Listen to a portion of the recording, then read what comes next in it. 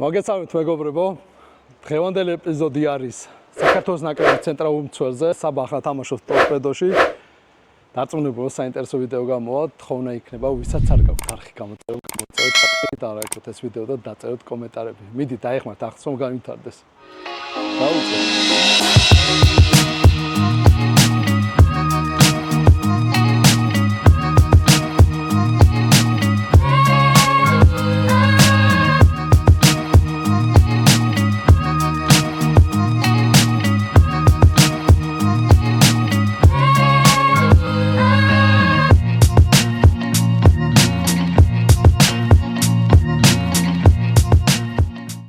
მეგობრებო, ჩამოვედი ქუთაისში. ეხლა უნდა მოვასწრო, წავიდე სასტუმროში, დავდო ჩანთა და ეგრევე წავიდე სტადიონზე, რომ საბა ჩავწერო.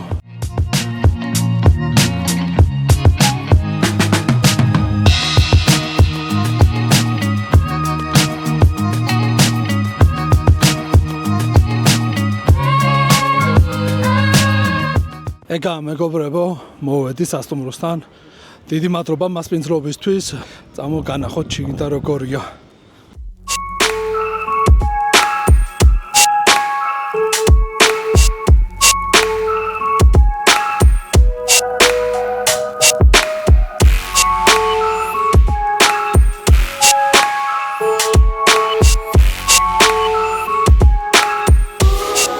როგორც ვთქვი, ბოლო სართულზე არის ძალიან კაი რესტორანი და როგორც ვთქვი, ძალიან მაგარი ხედი არის. წამოვნახოთ ეგაც.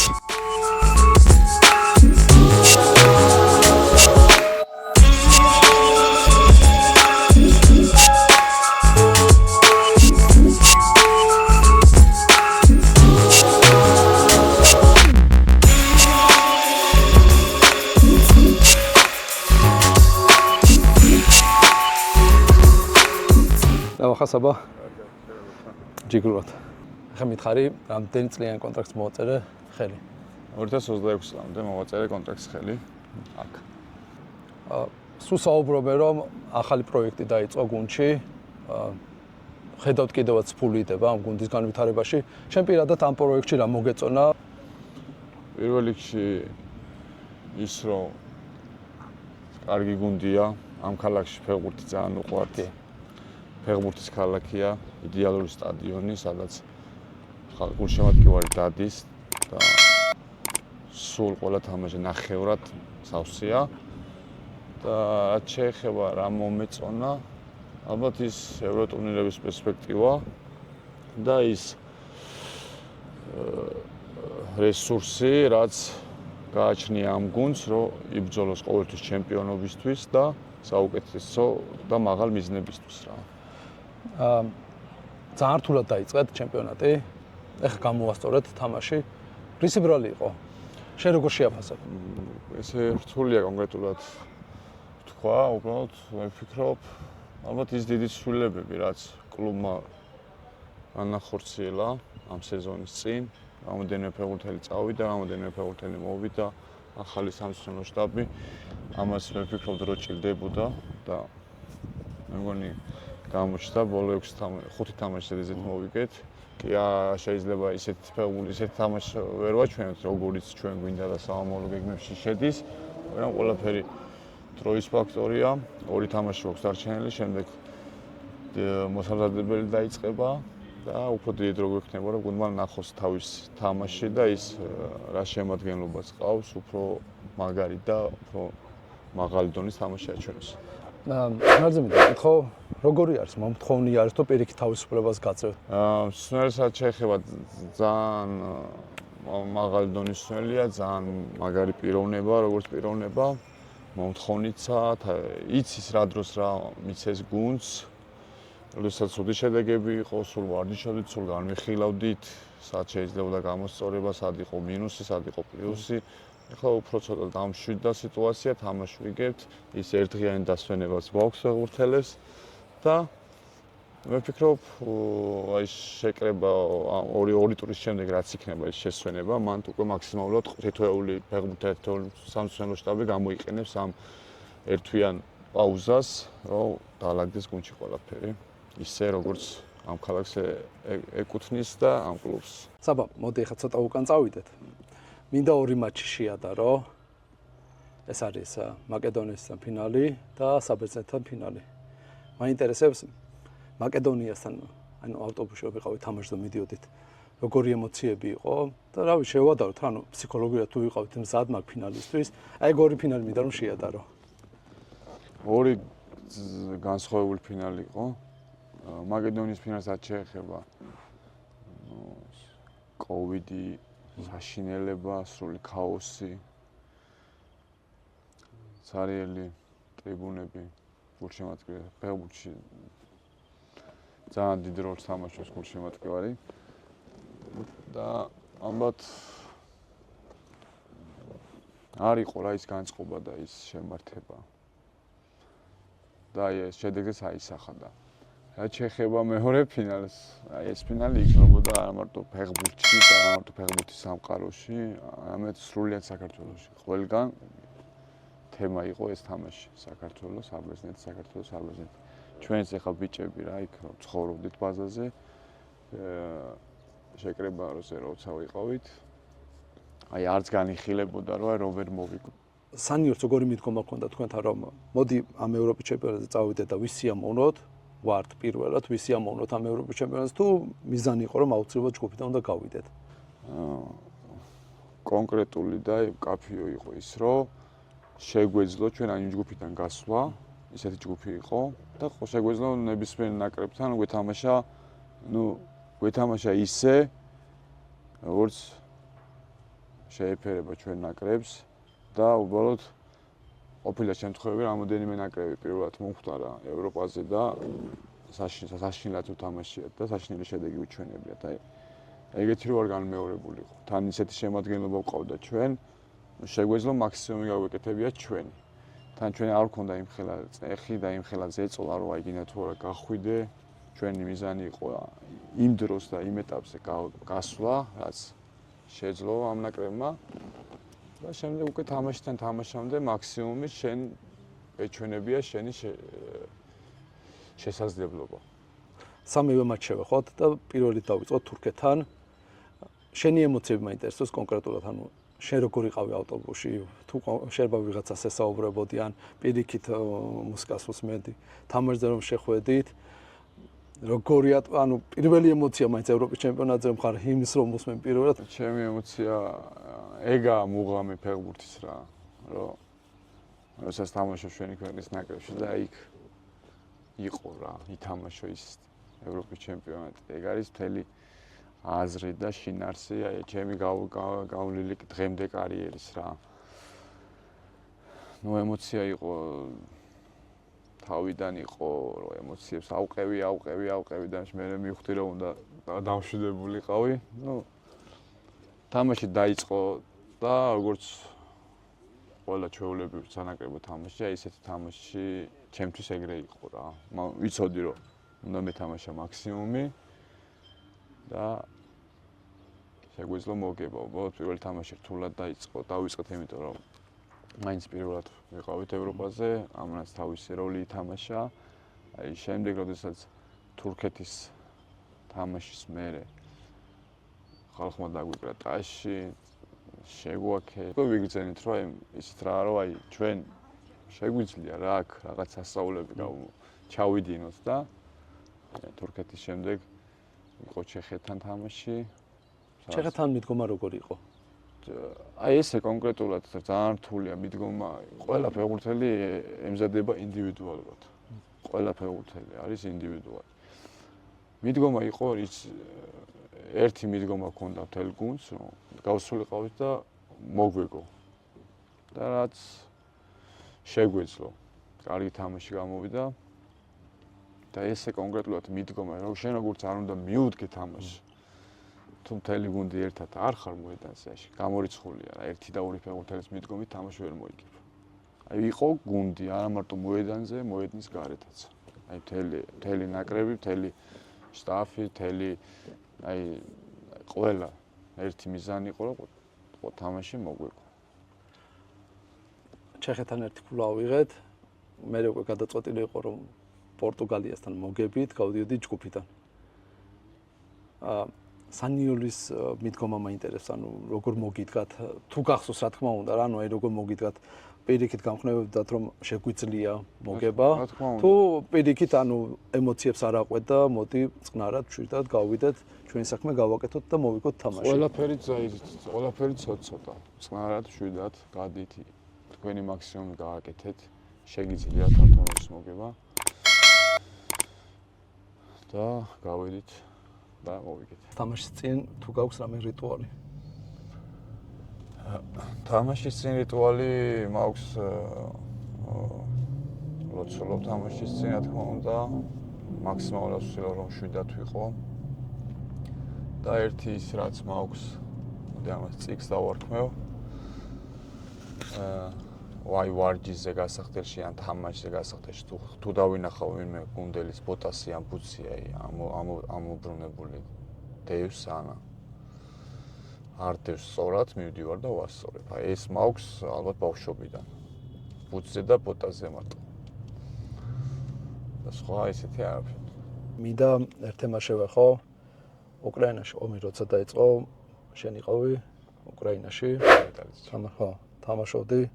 შეგიძლია ეგ პერიოდი გაიხსენო, ემოციურად მგონია რომ მაინც რთულია, ხო? როცა იქ თამაშობ, იწყება ომი.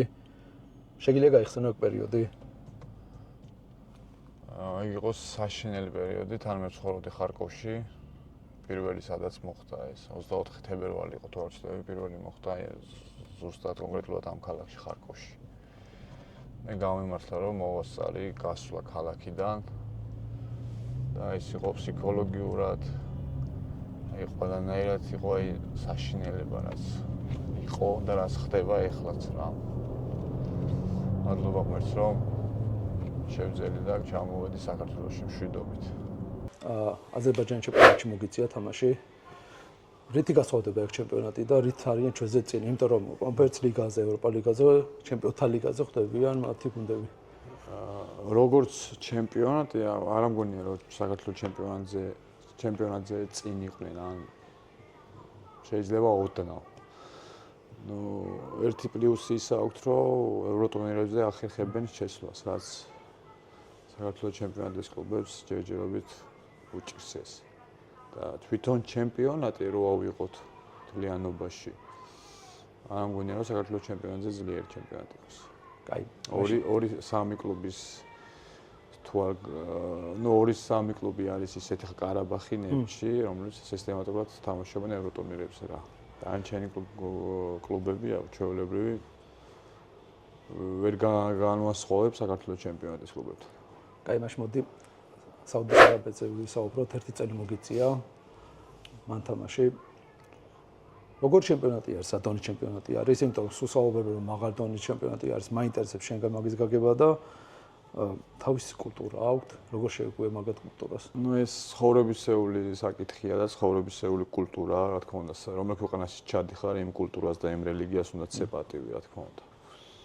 ეგ ელემენტარულია და ეგ ადამიანობაზეა დამოკიდებული და არა სპორტსმენობაზე. რაც შეეხება ჩემპიონატს და ჩემპიონატის ხარისხს და დონეს, საკმაოდ დიდი დონე არის, დიდი დონის ფეხბურთელები არიან. აი თუ ალ-ნასრი, ალ-ჰილალი და ესეთი ტოპ გუნდები თუ ერთმანეთს ეთამაშებიან, ის არის აი რაღაც შოუ, სოფლიო დონის, სოფლიო საკლუბო დონის თამაშებს შეიძლება შეადარო გულშემატკივრობით, თამაშის დაძაბულობით, ხარისხით. და მე ცოტა სხვა სტილის კლუბში ვიყავ, რომელიც ბრძოლობდა დარჩენისთვის, რომელიც ბრძოლობდა თითო ქულისთვის, როგორც ჩემპიონატი, მე ვფიქრობ, ძალიან მაგარი ჩემპიონატი იყო. აი იმისთვის, რასაც დღევანდელი საუდის არაბეთი აჩვენებს. კრისტიანოსთან მოგიწია თამაში. როგორია მის წინააღმდეგ თამაში? რა თქმა უნდა, დიდი სიამოვნებაა და იმან გამაკვირვა, როდესაც ჩვენ ვაგებდით ალ-ნასრისთან 3-0-ს და 98 წუთზე კიდე ბურცით ხოვდა და კიდე უნდოდა რომ რაღაც მომენტი შეექმნა, რაღაც გოლი გაიტანა. აი ეს არის იმის მაჩვენებელი, რომ ძალიან მაღალი დონის ფეხბურთელია და ძალიან აი უზომოდ უყვარს ფეხბურთი.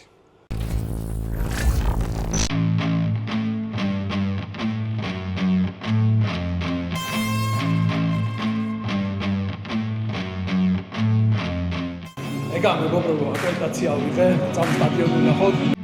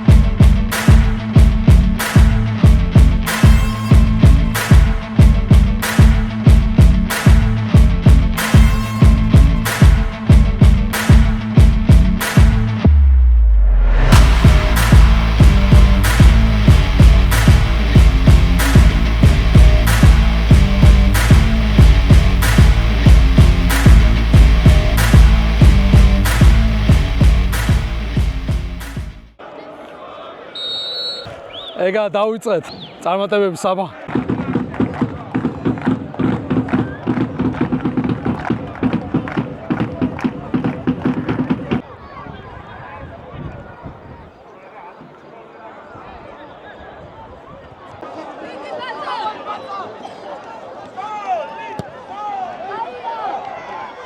ვაიმე!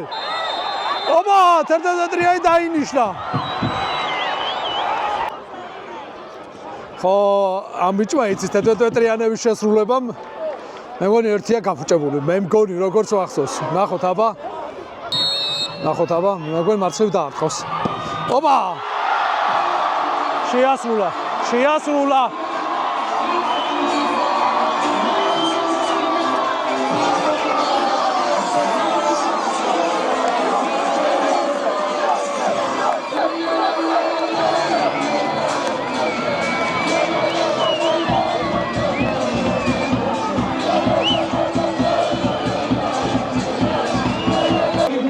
აია, გოლი ვნახე. აქეთ მე საბაკეთა მხარეს გადმოვიდა, მე საბას კაი კადრებსაც გადავიღებ, იმიტომ რომ დღეს დასაწყისში ძალიან მაგარი ბურთი ჩაჭრა საბამ. აი ძალიან მაგარი.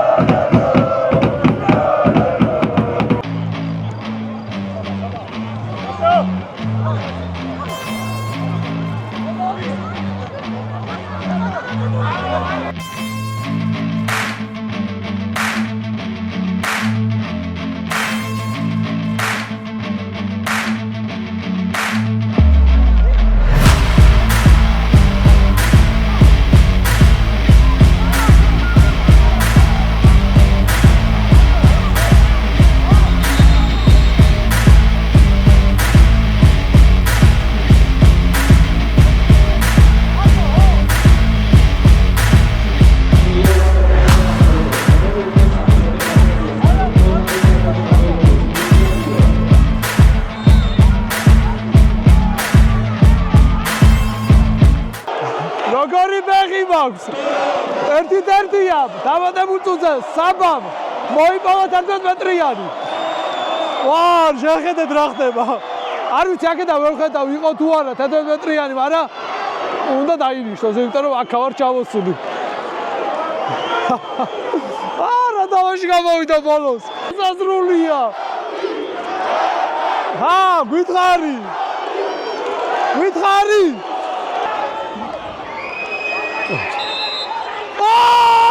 დაინიშნა! აი!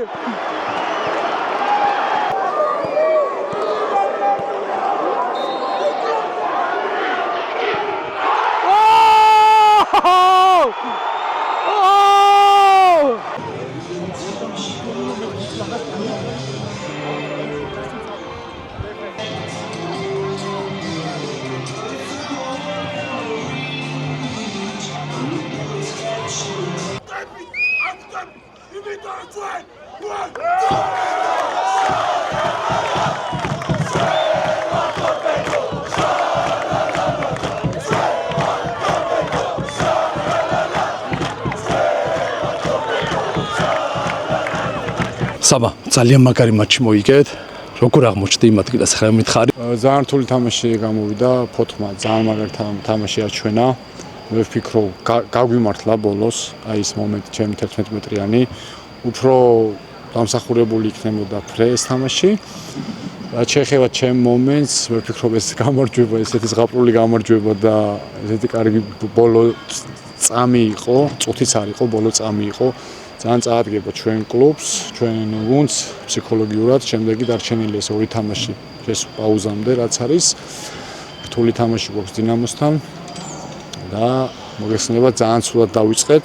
ეს ზედიზედ მეხუთე გამარჯვება და ძალიან ბედნიერი ვარ. წვრთნელის დავალება იყო თუ შენით გადაწყვეტე როგორ აღმოჩნდი იქ აი არ ვიცი. არ ვიცი რატომღაც აი მომენტი ვიგრძენი რომ შეიძლება და იქ რაღაც მომხდარიყო და უბრალოდ ჩავთვალე საჭირო რომ წავსულიყავი წინ და გამიმართლა. აღმოჩნდი იქ იმ მომენტში საიდანაც დაინიშნა 11 მეტრიანი და ავიღეთ 3 გოლი. ელოდებოდით მაგდარ გულშემატკივარს გერმანიაში. არა გულშემატკივრებს ველოდებოდ რა თქმა უნდა, მაგრამ ამდენს არა. აი თამაში რომ მივდიოდით ერთი-ორი ქუჩა გადაკეტილი იყო საქართველოს დროს. ხა სოციალურ ცნახულობდით. არა, ყო იყო მომენტი რომ ჩვენს გავიარეთ ის ადგილი და ეს იყო აი ორმაგად იმუხტები და მეძლევა რა ის ენერგია. საქართველოში ჩამოხვედით. ელოდებოდით თუ ამდენი ადამიანი დახვდებოდათ. რაღაც რაოდენობა 10-15,000 ადამიანი დახვდებოდა. აი ესეთ რაოდენობას აი ნამდვილად ვერ წარმოიდგენდა და ეს იყო აი იმის გულშემატკივრებიდან იმის პასუხი და ის მადლობა რაც ჩვენ ფეხბურთელებმა ჩავიდინეთ დაწყებული ეს დაიწყო იმ ელიტ რაუნდიდან აი მაკედონია, ბულგარეთი, რომ ეს ერთად ერთი ოჯახივით მოვდიოდით მივახციეთ რაღაც კონკრეტულ შედეგს და ეს იყო იმის პასუხი რაც თბილისმა და საქართველომ გადაუხადა ამ ნაკრებს და ეს მთელი ცხოვრება ეს ემოცია გაყვება თითოეულ ფეხბურთელს. დაინტერესოა ფეხბურთის გარდა რამე სპორტი თუ მოგწონს, რას უყურებ? სპორტი რა თქმა უნდა კალათბურთი, ჩოგბურთი ყველა გამორჩეული თამაშები რაც არის, რა თქმა უნდა უყურებ, მაგრამ ფეხბურთი არის ჩემთვის ნომერ პირველი სპორტი და ვცდილობ რომ არც ერთი თამაში კაი თამაში არ გაუშვა ხელიდან და განსაკუთრებით ჩვენ ქართულ ბიჭებს. არა, ზუკა, ისეთ დონეზე და ისეთ კლუბებში თამაშობენ, გინდა არ გინდა გიწევს ყურება და ძალიან ეცეაუნებას ვიღებ მაგათ წარმატებით და კარგი თამაშით. საბა ეხლა გადავხედოთ ძალიან ბევრ კარგ თავდასხმებთან გითამაშია. მითხარი რამოდენიმე თავდასხმები ვისაც ფეხი არ გააძრავინა და კმაყოფილი ხავი შენ თავით. ეგრე რთულია ხო მაღალი დონის თავდასხმებთან ვისაც მითამაშია, ეგრე არ მახსოვს ეგ თამაში რომ აი ფეხი არ გამაძრები, მაგრამ იყო რაღაც მომენტები კარგი დადებითიც და უარყოფითიც. არჩევ ლევანდოვსკის ჩემპიონატის ნაკრებსაცავი თამაშს ეროვნულ ნაკრებმა, ძალიან მაგარი თავდასხმებია. აი უძლიერეს თავდასხმებია. საუდიშიც ჰქონდა რამოდენიმე თამაში ბენზემასთან, რონალდოსთან. კი, ასაკიდან გამომდინარე, ასაკიდან მივხედავად ძალიან მაღალ დონეზე არიან და ძალიან მაღალ დონის თავდასხმელები არიან. და ყველაზე მკაფიოდ, აი ესე მკაფიოდ მახსოვს თავდასხმელი 19 წლის ვიყავი, 18 წლის ვიყავ, 19 არ მახსოვს ზუსტად, ჩემპიონთა ლიგაზე ჰქონდა თამაში რუბინს ლიონის წინააღმდეგ. და ლიონს ყავდა თავდასხმელი გომისი ესეთი მაღალი ძალიან ჯანმრთელი თავდასხმელი. ეგ იყო რაღაც აი ასე ვთქვია მონსტრი იყო რა. ეს დამამახსოვრდა აი ძალიან კაფიოდ რა. ფეხბურთის დანებების მერე თუ გიფიქრია რას აპირებ? რა თქმა უნდა ფიქრობ, ყველა ფეხბურთელი და ყველა სპორტსმენი ფიქრობს ამ თემაზე, მაგრამ ჯერ არ ვფიქრობ ფეხბურთის თავის დანებებას.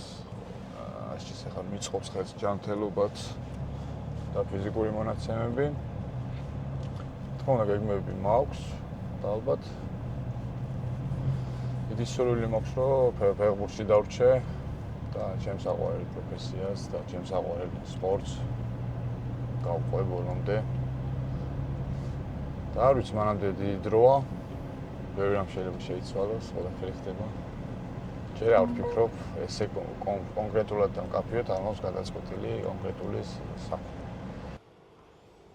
პატარა როცა იყავი, მაინტერესებს ვინ იყო შენთვის სამაგალითო მცველი, აი ვის უყურებდი? კანავა. კანავარო? აი ჩემი სულ მომწონა კანავარო და რავი დღესაც დღემდე ვფიქრობ, რომ სოფლიოს ერთ-ერთი საუკეთესო მცველი იყო. საბა ეროვნულ ლიგაში მოგიწია უკვე ორ გუნდში თამაში, ტორპედო მესამე კლუბია. რა პრობლემებია ქართულ ფეხბურთს? მოდი შევთანხმდეთ, იმაზე არის ვისაუბროთ, რომ ფული საჭირო არის და აკადემია საჭირო არის. ამის გარეშე ხა ფეხბურთი ვერ განვითარდება, მე და შენ ვიცით. კიდევ რა პრობლემებს ხედავ შენ, აი რა უნდა გამოსწორდეს? მე ვფიქრობ სტაბილურობა უნდა იყოს ყველა კლუბში. და ალბათ მაქსიმალურად კარგი ლეგიონერების ჩამოყვანა. და ის ქართველი ფეხბურთელების ნიჭიერი ფეხბურთელები აი ამ კარგ ლეგიონერებთან და ამ ნიჭიერ ქართულ ფეხბურთელებთან ერთად კარგი შერწყმა. საბა, მოვჭით. მადლობა რომ დამითმეთ დრო და ესე გემრიელ ვიდეო გამოვიდა. ჩამოხვედი. გამოიწერეთ არხი. დროებით.